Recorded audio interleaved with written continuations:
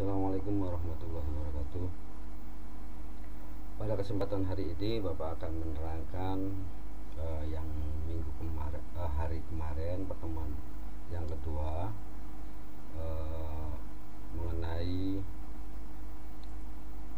pengertian teks deskripsi. Ya, deskripsi itu apa? Deskripsi adalah kata lain dari descript, ya, describer, yang berarti menulis tentang atau membeberkan sesuatu. Sedangkan menurut Crowley Keraf, ya, deskripsi merupakan usaha penulis memindahkan kesan, memindahkan hasil pengamatan dan perasaan kepada pembaca, ya.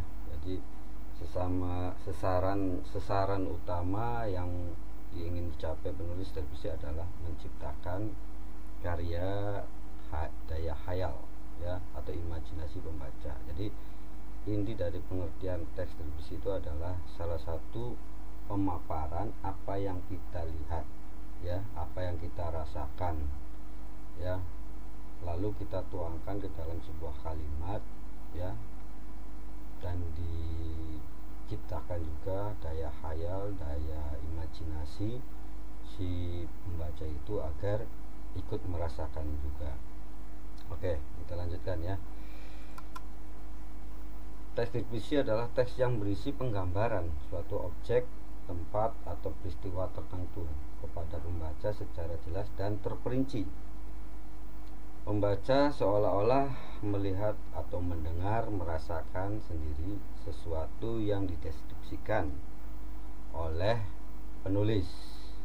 Dengan demikian, pembaca memperoleh kesan mendalam terhadap tulisan tersebut.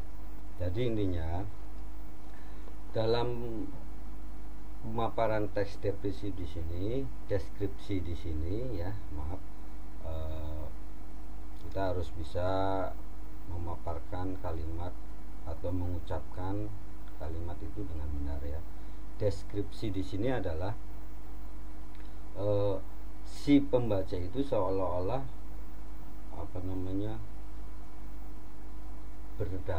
berhayalnya itu seolah-olah merasakan. Contoh misalnya, jeruk ini asam sekali. Ketika diminum atau diperas, kalau kita rasakan, ya, ini dari mimik pun kita seolah-olah merasakan walaupun kita tidak merasakannya. Seperti itu salah satu dari bentuk deskripsi secara visual. Oke, kita lanjut.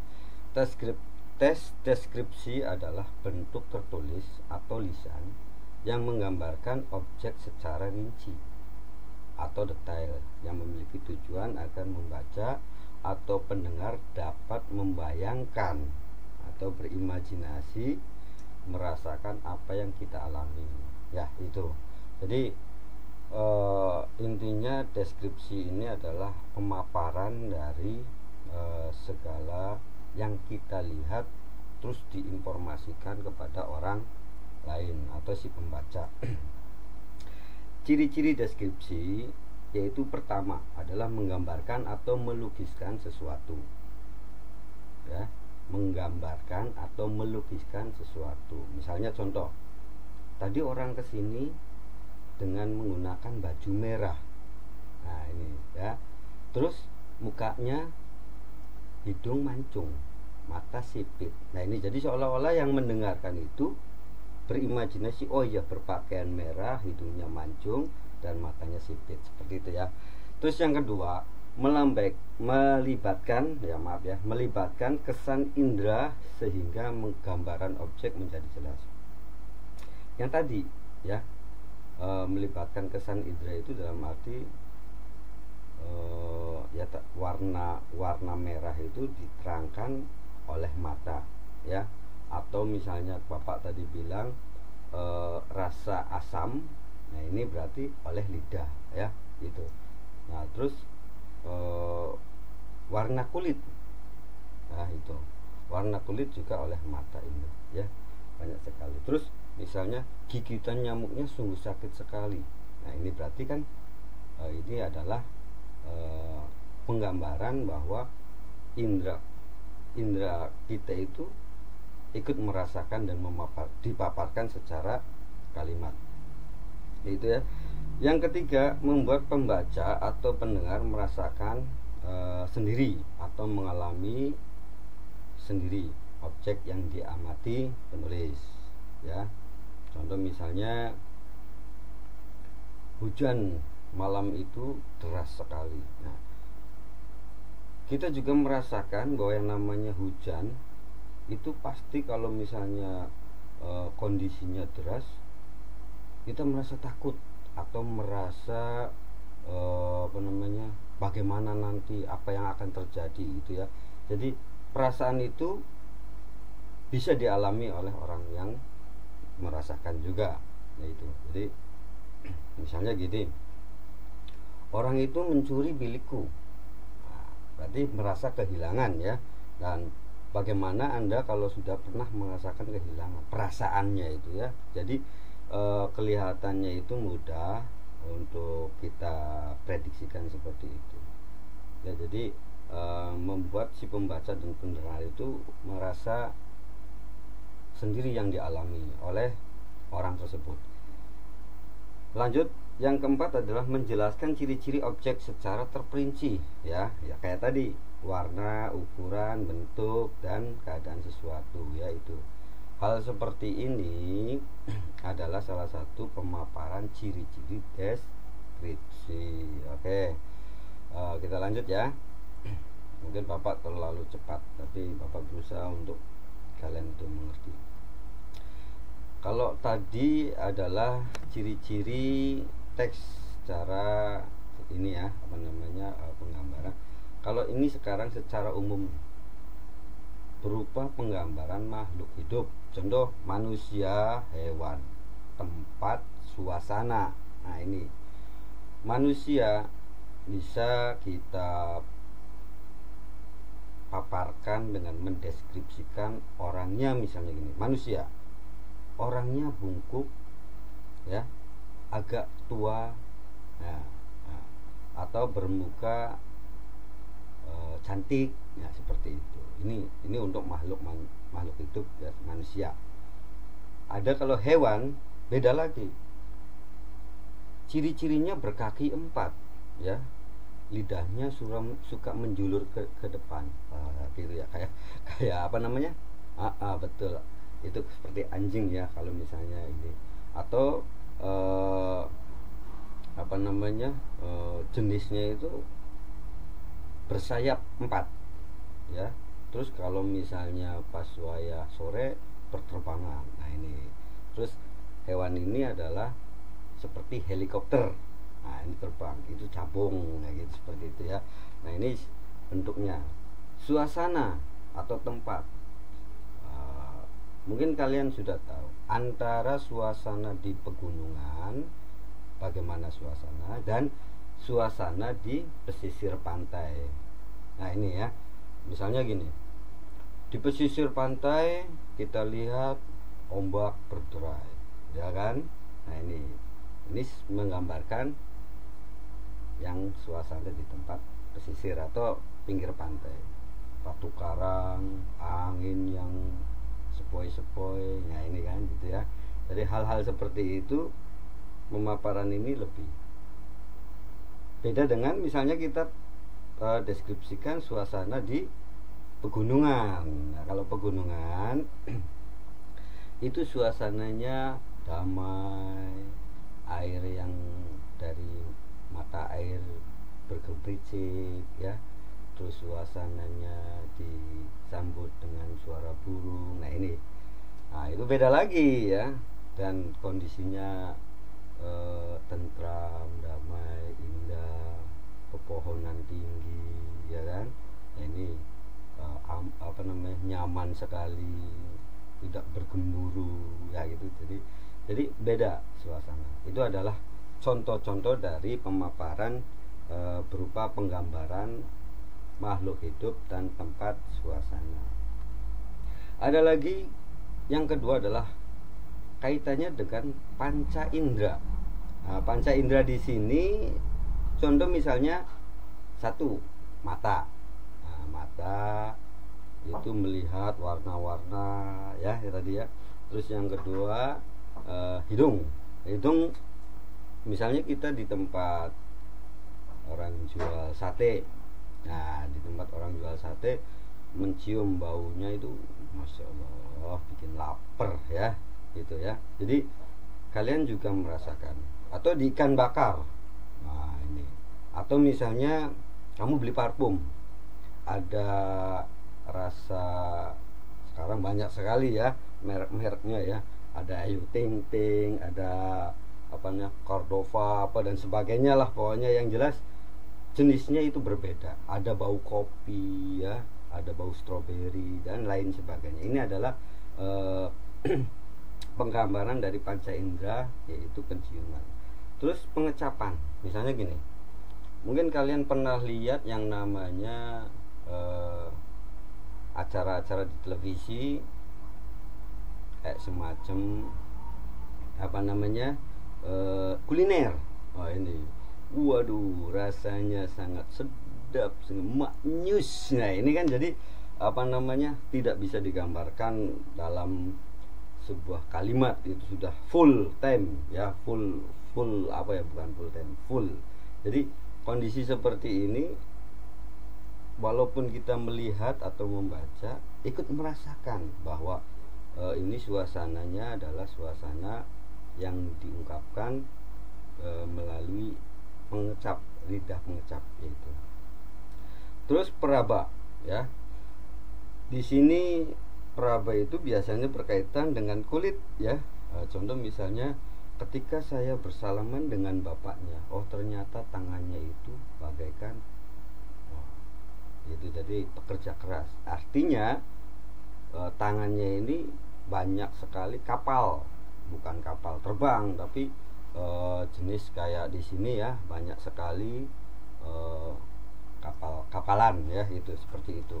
Atau ketika kamu meraba apa namanya boneka, halus ya, terus pasti penciuman juga nanti dihirup ya, wangi seperti itu. Nah ini salah satu kaitan dengan panca indera. Satu lagi adalah pendengaran. Ketika misalnya kalian mendengarkan sesuatu yang aneh, ya itu kan otomatis disampaikan. Contohnya gini, tadi malam saya mendengar seolah-olah ada suara klik klik klik klik klik klik. Ternyata itu ada hewan jangkrik. Nah ini berarti hewan jangkriknya besar-besar ya, itu. Jadi banyak sekali. Atau misalnya ternyata itu banyak apa? Iya betul, banyak nyamuk ya, itu. Jadi pendengaran itu kita bisa memaparkannya dengan secara deskripsi ya. Itu adalah contoh-contoh kaitan dengan panca indera. Yang ketiga adalah bersifat fisik atau sifat manusia. Misalnya menggambarkan seorang ibu ya, ada ibu yang ya gimana ya, kalau ibu tuh ada yang tua ya, ada yang muda, atau misalnya bapak ya gitu ya, berkumis ya, bapak berkumis ya. Terus ada juga yang tidak berambut, apa namanya, botak ya, yaitu. Jadi itu adalah salah satu bentuk fisik ya itu. Antara bapak-bapak dan ibu-ibu mungkin kalian sudah bisa memaparkan seperti itu ya. Oke, kita lanjut ya. Ini adalah sebagian dari ciri-ciri umum tes deskripsi. Tujuan teks deskripsi di sini ya, itu adalah memaparkan atau menggambarkan situasi dan kondisi senyata mungkin ya. Jadi betul-betul harus real. Kalau tidak real berarti itu tidak sempurna untuk membuat sebuah tes deskripsinya ya. sehingga pembaca dapat merasakan situasi dan kondisi yang dialami penulis, ya. Jadi itu tujuan utama dari deskripsi. Yang kedua adalah untuk mempromosikan atau mengenalkan objek, tempat, atau kondisi sesuatu tertentu, yaitu. Jadi tujuan deskripsi itu adalah menyampaikan informasi yang secara detail, gitu ya, tidak ada kebohongan, gitu. Oke, lanjut ya. Tujuan deskripsi berdasarkan tujuannya deskripsi dibedakan menjadi dua jenis. Yang pertama adalah deskripsi sugestif, bertujuan menciptakan pengalaman kepada diri pembaca, ya, karena berkenalan langsung dengan objeknya. Terus sasaran deskripsi sugestif disampaikan dengan kata-kata yang dipilih penulis untuk menggambarkan ciri, sifat, watak dari objek tertentu sehingga dapat tercipta sugesti tertentu kepada pembaca, ya itu ya. Jadi membuat sugesti si pembaca atau si penerima informasi ini agar ikut dalam sebuah cerita yang kita ungkapkan, gitu ya. Yang kedua adalah deskripsi ekspositoris, atau deskripsi teknis, bertujuan memberi identifikasi atau informasi mengenai objek. Pembaca dapat mengenali objek, bertemu atau berhadapan langsung. Jadi intinya si pembaca ini memberikan sebuah pengertian secara detail mungkin, ya, mengenai informasi yang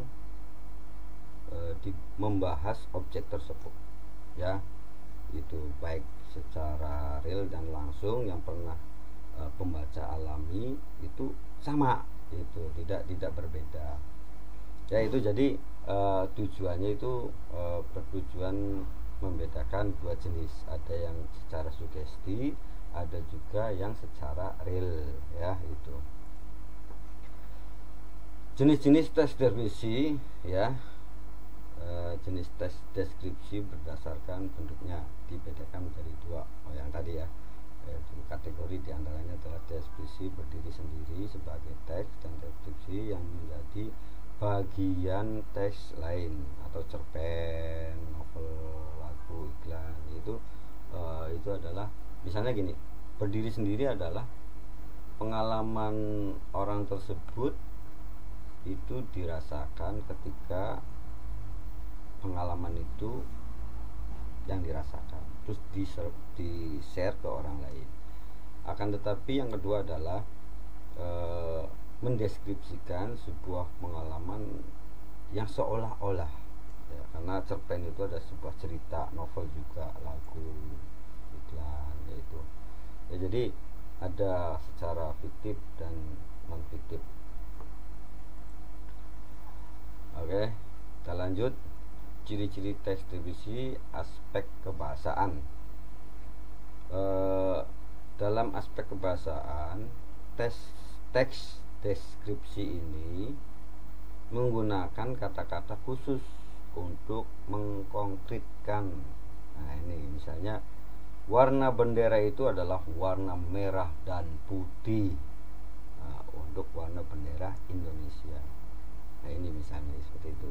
Terus bunga matahari itu berwarna kuning, daunnya berwarna hijau, laut itu warnanya biru. Nah, ini mengkonkretkan bahwa warna itu betul-betul, kayak contoh, topi bapak warna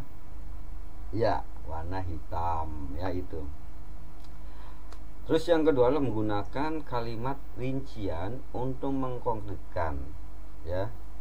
Misalnya, ayahku orang yang sangat baik.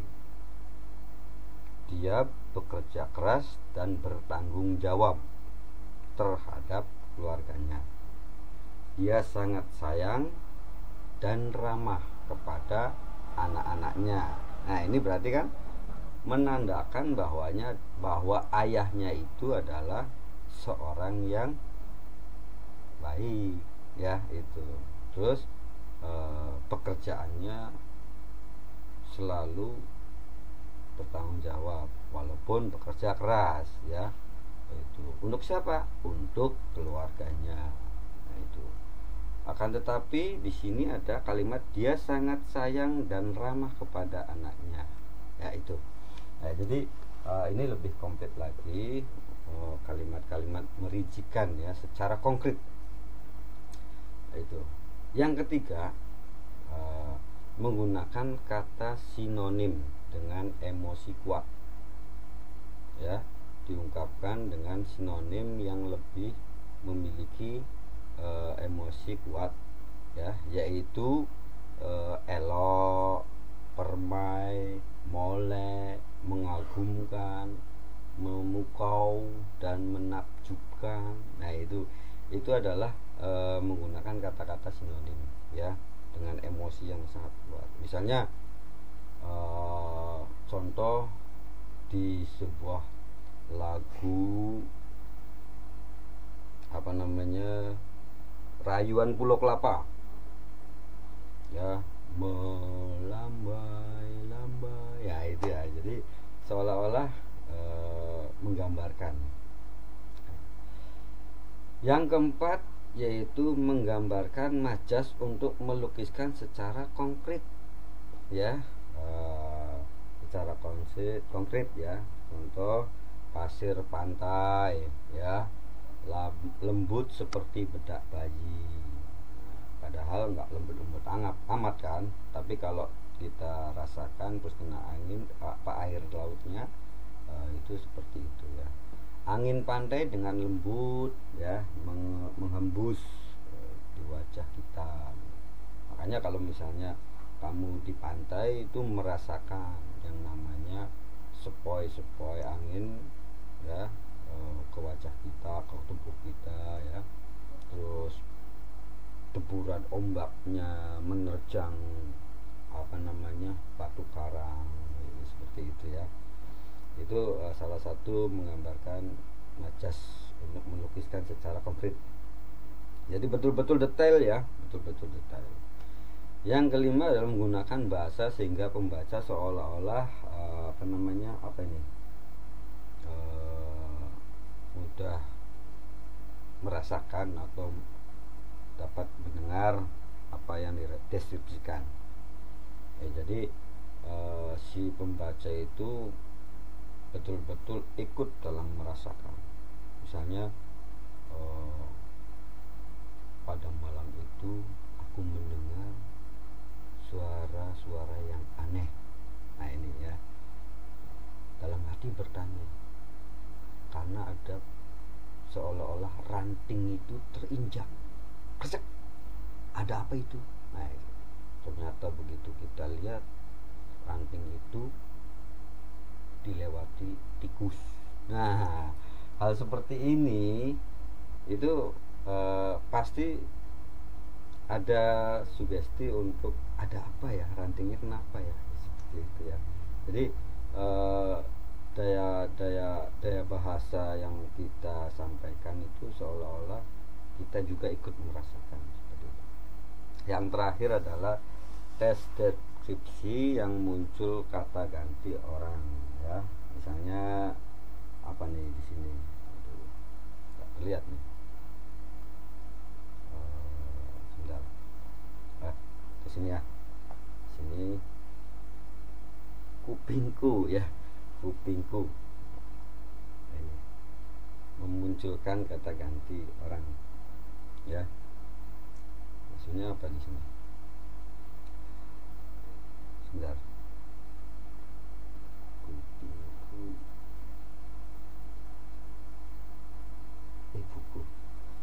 kupingku ibuku apa ya, aduh nggak kelihatan ini. Nah, ini. Oke, jadi testimoni memunculkan kata ganti orang.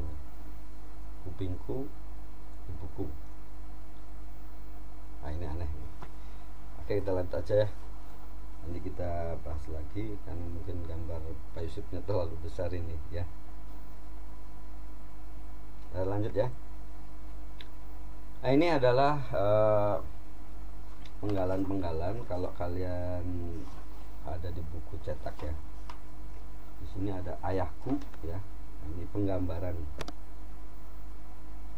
Setiap orang pasti punya tokoh kebanggaan ya. Begitu juga diriku.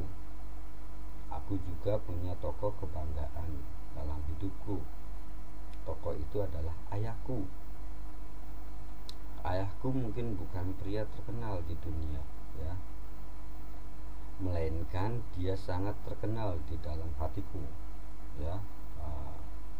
Wajahnya mungkin bukan yang paling tampan di dunia ya, tapi dia adalah ayah tertampan di dunia.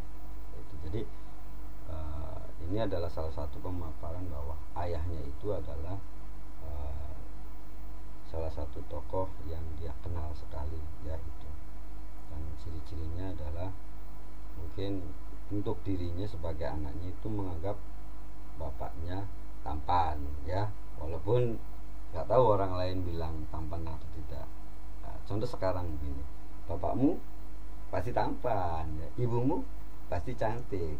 Tapi kalau untuk orang lain ya nggak tahu, karena penilaian dari diri sendiri ya itu. Tapi ikut merasakan bahwa mana mungkin seorang anak menjelek-jelekan seorang bapak dan ibunya itu, karena walaupun sejelek-jeleknya bapaknya itu tetap dibilang bagus ya. Karena apa? Karena ayah adalah orang tuanya, seperti itu. Lanjut ya. Ini adalah pemaparan secara tes deskripsinya. Ayahku berwajah bulat. Ini adalah penggambaran ya. Rambutnya pun sudah menipis. Seiring dengan usianya yang hampir setengah abad. Berarti apa? Tua apa muda? Iya. Jadi setengah abad berarti hampir tua ya. Kumisnya membentang ya di antara bibirnya, di atas bibirnya. Berarti ini berkumis dia ya. Setiap orang yang baru pertama mengenalnya pasti akan merasa takut dan segan. Biasanya kalau bapak atau seorang ayah yang berkumis atau seorang laki-laki yang berkumis itu garang ya, garang, tampan, gagah ya. Tapi Pak Yusuf tidak ada kumisnya karena dipotong ya, padahal ada ya. Oke, lanjut.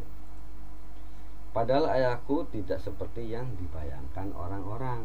Meskipun berwajah menyeramkan, ayahku adalah sosok penuh kasih sayang.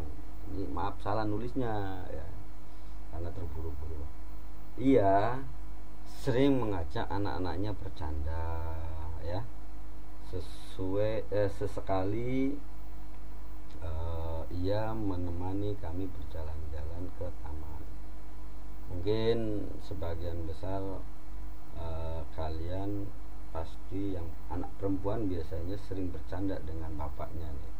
Tapi kebalikannya, anak laki-laki biasanya sukanya sama ibunya. Itu adalah wajar sekali karena kebiasaan ya.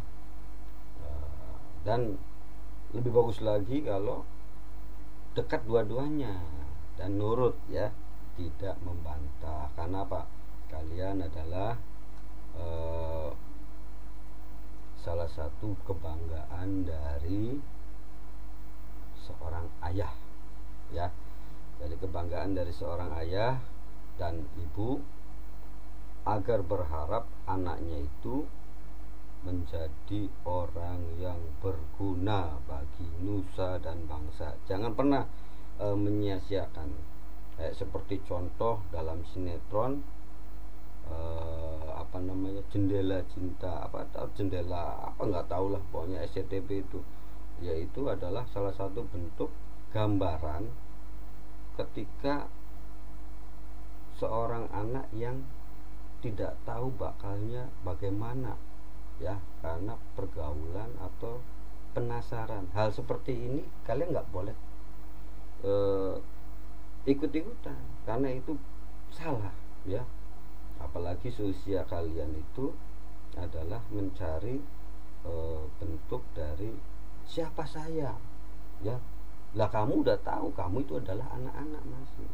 Tugasnya apa? Belajar dan menghormati orang tua, membantu orang tua, ya, seperti itu. Jadi jangan sampai kalian itu mengecewakan orang tua. Oke ya, selagi kalian belum bisa bekerja, nurut saja sama orang tua, ya.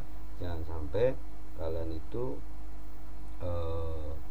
bikin jengkel orang tua, ya, karena orang tua itu sudah betul-betul mencari biaya untuk anak-anak dan keluarga.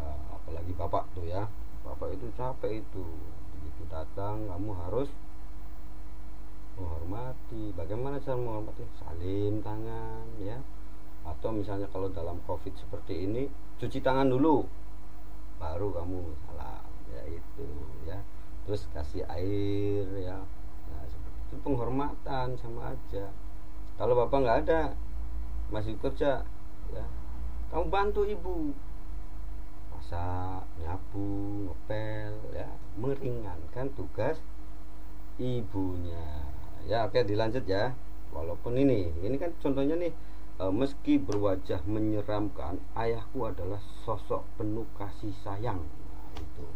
Jadi pasti segalak-galaknya bapak itu pasti sayang sama anaknya, ya. Nggak ada itu hanya orang-orang yang di luar penalaran aja itu, ya, seperti itu. Oke, kita lanjut ya. Badan ayahku kekar, badannya adalah bukti perjuangan dan perlindungannya kepada keluarga. Ia mengayomi dan memastikan keluarga bahagia. Ayahku adalah pahlawanku. Jadi seorang ayah itu pasti bertanggung jawab. Nah, ini menggambarkan pertanggungjawaban seorang ayah terhadap keluarganya, ya, itu. Jadi mungkin kalian juga bisa memaparkan seperti ini, ya. Memaparkan seperti ini, maksudnya dari memaparkan seperti ini adalah menggambarkan sama enggak bapakmu dengan cerita yang ada di sini, ya, atau ibumu, ya, itu. Gitu. Jadi atau kakaknya, ya, yang bisa mengayomi keluarganya, seperti itu. Bisa kalian paparkan, dan nanti mungkin ini ada bisa salah satu tugas kalian untuk membuat seperti ini, ya. Lanjut ya. Nah, ini adalah teks atau lirik rayuan Pulau Kelapa yang tadi, ya. Tanah airku Indonesia, negeri elok amat ku cinta, tanah tumpah darahku yang mulia, yang ku puja sepanjang masa. Nah, ini adalah salah satu pemaparan bahwa negara kita itu adalah negara yang beda dengan negara lain, ya, karena memiliki sebuah negeri yang elok, dan semua masyarakat Indonesia itu insya Allah dan saya yakin sangat mencintai negaranya, yaitu kenapa? Negara Indonesia itu adalah sebuah negara yang betul-betul sangat diinginkan oleh negara lain. Makanya di Indonesia itu banyak sekali dijajah dari tahun ke tahun, ya. Alhamdulillah sekarang kita tinggal merasakan, ya. Maka dari itu kita harus bisa menjaganya, ya. Bagaimana? kita belajar yang pintar, kita tunjukkan prestasi kita, ya, baru hal-hal seperti ini ketika kita di luar negeri atau ke pancanegara, kita membuat sebuah prestasi yang bagus, ya, kayak contoh misalnya Asian Games ya, olahraga. Jadi dari beberapa negara Asia dilombakan, ternyata Indonesia masih tetap merdeka atau bisa mengambil piala-piala emas. Nah, ini salah satu dari bentuk prestasi. Terus tanah airku aman dan makmur. Indonesia sudah aman, nggak usah masalah perang dan sebagainya. Itu salah, ya.